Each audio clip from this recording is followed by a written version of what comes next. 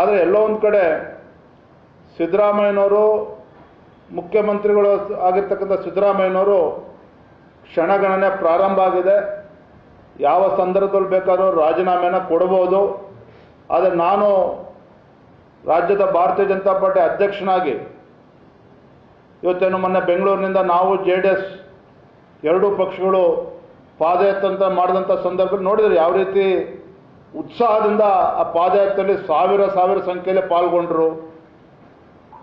ಪಾಪ ಕಾಂಗ್ರೆಸ್ನವರು ಗಾಬರಿಯಾಗಿ ನಮ್ಮ ಪಾದಯಾತ್ರೆ ತಲುಪೋ ಮುನ್ನ ಜನಾಂದೋಲನ ಯಾತ್ರೆಯನ್ನು ಕೂಡ ಕಾಂಗ್ರೆಸ್ DK ಶಿವಕುಮಾರ್ ನೇತೃತ್ವ ಕಾಂಗ್ರೆಸ್ ಪಕ್ಷದವರು ಮಾಡಿದರು.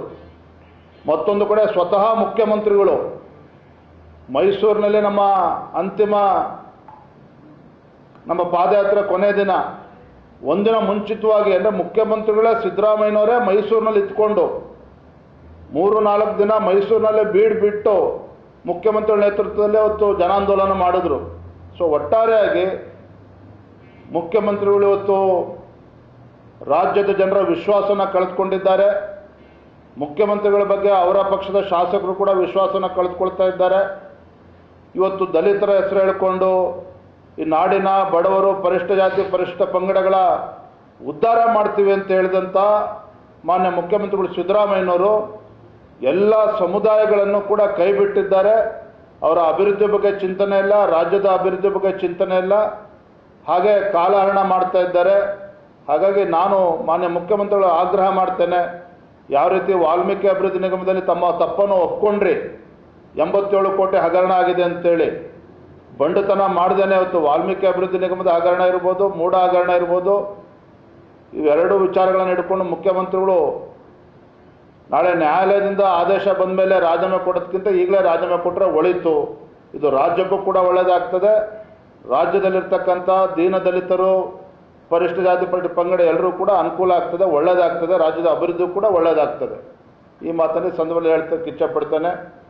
ನಿನ್ನೆ ದಿನ ನಮ್ಮ ಗೌರವಾನ್ವಿತ ರಾಷ್ಟ್ರೀಯ ಅಧ್ಯಕ್ಷ ಆಗಿರ್ತಕ್ಕಂಥ ನಡ್ಡಾಜಿಯವ್ರನ್ನ ಭೇಟಿ ಮಾಡಿ ನಮ್ಮ ಪಾದಯಾತ್ರೆಯ ಯಶಸ್ಸಿನ ಬಗ್ಗೆ ಮಾಹಿತಿಯನ್ನು ಕೂಡ ನಮ್ಮ ರಾಷ್ಟ್ರೀಯ ಅಧ್ಯಕ್ಷರ ಜೊತೆ ಹಂಚಿಕೊಂಡಿದ್ದೇನೆ. ತುಂಬ ಸಂತೋಷವನ್ನು ವ್ಯಕ್ತಪಡಿಸಿದ್ರು ನಡ್ಡಾಜಿಯವರು. ಯಾಕೆಂದರೆ ಯಾರೂ ಕೂಡ ನಿರೀಕ್ಷೆ ಮಾಡಿರಲಿಲ್ಲ. ಸಾವಿರಾರು ಸಂಖ್ಯೆಯಲ್ಲಿ ಪಾದಯಾತ್ರೆಯಲ್ಲಿ ಭಾಗವಹಿಸಿರ್ತಕ್ಕಂಥದ್ದು ರಾಷ್ಟ್ರೀಯ ಅಧ್ಯಕ್ಷರು ಕೂಡ ಅದ್ರ ಬಗ್ಗೆ ಮೆಚ್ಚುಗೆಯನ್ನು ವ್ಯಕ್ತಪಡಿಸಿದ್ದಾರೆ. ಮುಂದೆ ಬರ್ತಕ್ಕಂಥ ಸಂಘಟನೆ ವಿಚಾರವಾಗಿ ಇಟ್ಕೊಂಡು, ಯಾಕಂದರೆ ಈಗಾಗಲೇ ನಮ್ಮ ರಾಜ್ಯದಲ್ಲಿ ಭಾರತೀಯ ಜನತಾ ಪಾರ್ಟಿ ಸದಸ್ಯತ್ವ ಅಭಿಯಾನವನ್ನು ಕೂಡ ನಾವು ಚಾಲನೆಯನ್ನು ನೀಡಿದ್ದೇವೆ. ಮೊನ್ನೆ ದಿನ 1ನೇ ತಾರೀಕಿಂದ ಏನು ಸದಸ್ಯತ್ವ ಅಭಿಯಾನ ಶುರುವಾಗ್ತದೆ. ಕರ್ನಾಟಕ ರಾಜ್ಯದಲ್ಲಿ ಕಳೆದ ಬಾರಿ 1,05,00,000 ಸದಸ್ಯತ್ವವನ್ನು ನಾವು ನೋಂದಣಿ ಮಾಡಿಸಿದ್ವಿ. ಈ ಬಾರಿ ಇನ್ನೂ ಹೆಚ್ಚು ಮಾಡಬೇಕು ಅಂತೇಳಿ ನಾವು ನಮ್ಮೆಲ್ಲ ಪಕ್ಷದ ಮುಖಂಡರು, ಕಾರ್ಯಕರ್ತರು ಒಟ್ಟಾಗಿ ತೀರ್ಮಾನವನ್ನು ಮಾಡಿದ್ದೇವೆ. ನ್ಯೂಸ್ ಫಸ್ಟ್, ನಿರ್ಭೀತಿಯಿಂದ ನಿಮ್ಮ ಪರವಾಗಿ.